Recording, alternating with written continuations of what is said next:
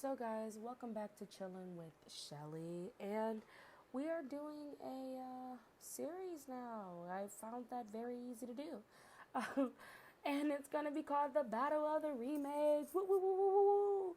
And this one is gonna be because of the Cheaper by the Dozen one and two, and this is gonna be a good one, you guys. So come on in, pull it up, okay?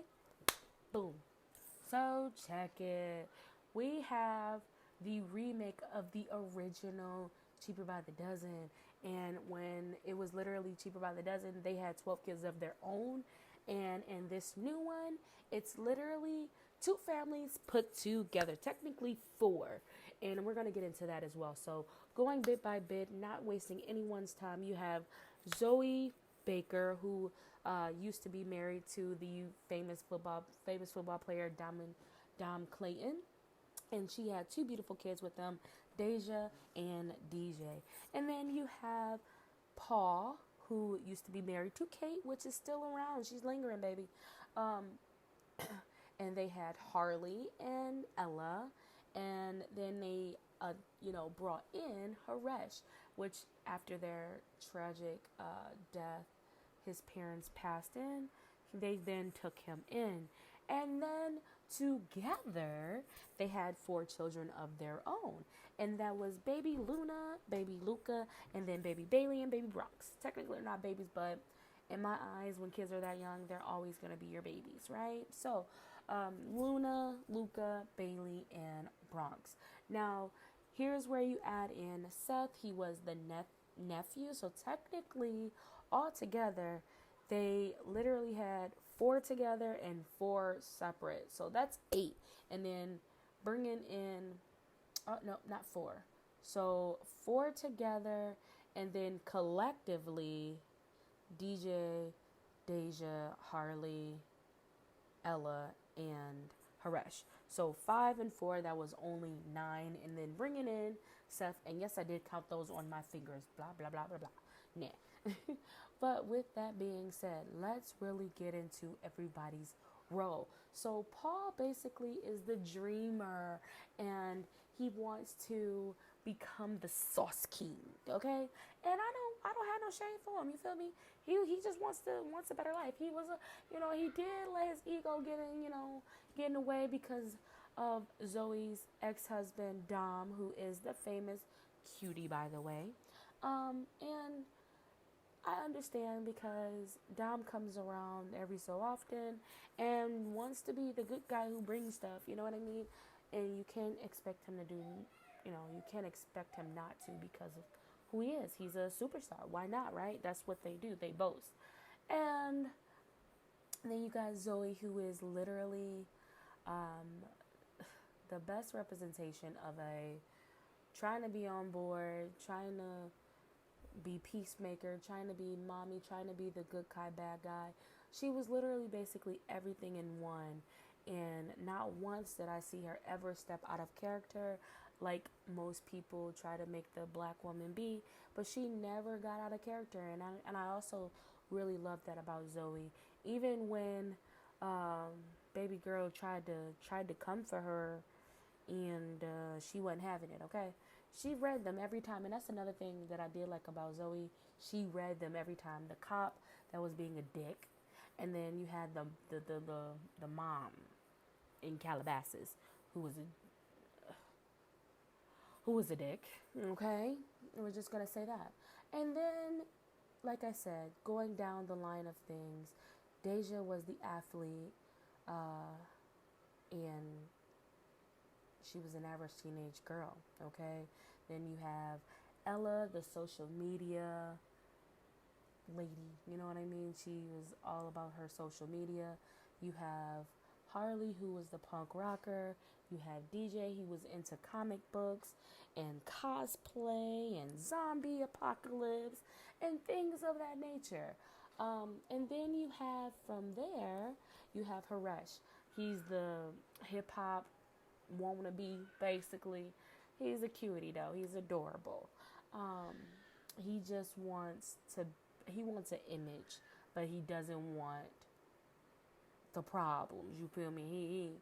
He's not a problematic child. He's just cool, calm, cool, collective. He's one of the coolest kids in here.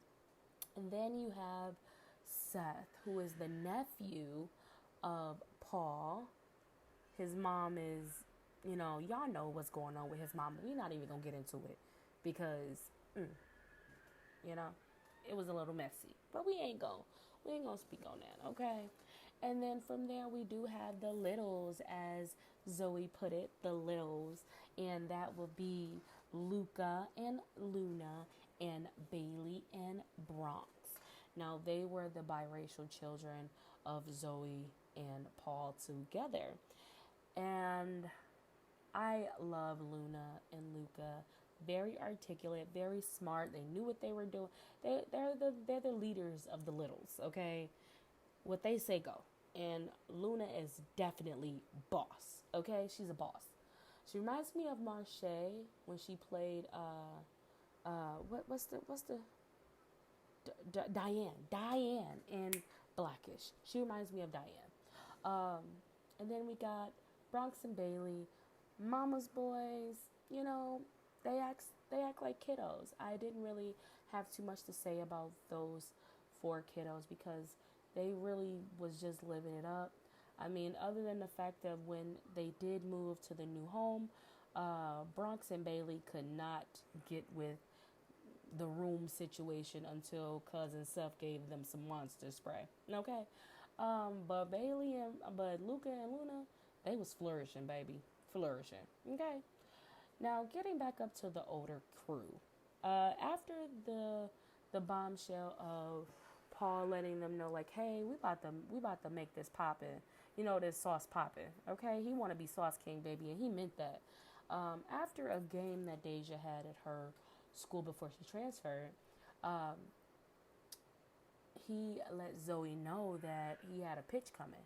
And he did that pitch, you feel me? He looked a little crazy, but he did the pitch, and they liked it so much. But I think they was technically just, using him and not really seeing his vision. They just saw him as, hey, we got another one, okay?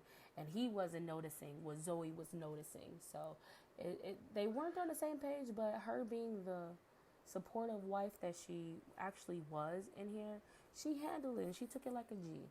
Then um, after that, he got a big fat check. He moved his family to Calabasas, knowing damn well his family was not Calabasas fit. Okay, Calabasas is not for you. Y'all know it. Y'all get the picture, right? But with that being said, uh, they just uprooted Deja. With her being 18, that kind of stuck out like a sore thumb to her because first of all, she's moving away from all her friends and stuff, and it's just not, what she wants to do. Of course, she's 18, so she has that opinion of I want. And then you have DJ, who, like I said, he's the nerd. He's the nerd. His dad is the football player, well, retired football player, but his dad doesn't technically get DJ, and he's more on Paul's level, basically average, as DJ put it, and he felt a certain type of way because his dad is wanting him to be something he's not, and he figured that Paul was basically whitewashing Dom. So, I mean, it's topics here. It's topics here, and I love it. But the fact that DJ was able to stand up for himself and, call his dad on his bullshit, basically. Because how you bossing up at a kid's party, talk about you got this white dude raising our black kids and you don't even know your black kid. I'm just saying. Your kid is into a lot of stuff and you don't know what it is. So I felt that DJ was right for speaking up for himself. And there wasn't too much about Ella. She wanted to be a rocker, so there wasn't. Harley wanted to be a rocker. Nothing much there. Ella wanted to be a social media light. Nothing there. You know what I mean? Nothing really big really stuck out for those two. Besides the fact that her and Deja, Ella and Deja was close, really close, for them to be basically stepsisters, and they really had a good bond. And that's another thing that this show showed, was a bond with two families, and they coexisted with their exes very well, to the point that they had a great blended family. Let me read you off what this actually said. So the ruckus exploits of a blended family of 12. Yes, it's a blended family, not a collective family of 12, a blended family of 12. And as they navigate a hectic home life while simultaneously managing their family businesses, which, by the way, they did have a family business, and I like that. I really, really like that about them. So, coming down to it, it was just the old. It was just, I love this movie altogether. They did speak on a couple subjects like, um, well, they didn't talk about it. They hit on it, and being a person of color, I kind of understood it. They didn't have to say it, but they said it. If you catch my drift, like, in the very beginning, there was a poster of Black Lives Matter. So hey, they letting you know up front, this. If that ain't what you want, don't watch it. You feel me? So I love that little hint there, and then the whole athlete thing with the dad, and him basically boasting on Paul, and then Paul feeling like he's inadequate. That's every guy. Every guy who feels like they can't do better for their wife than their spouse's exes did. It hits them a different way. So, that's there. It was that thing. The other one was an average teenage girl getting uprooted. Hey, that happened to me, and hey, that's normal.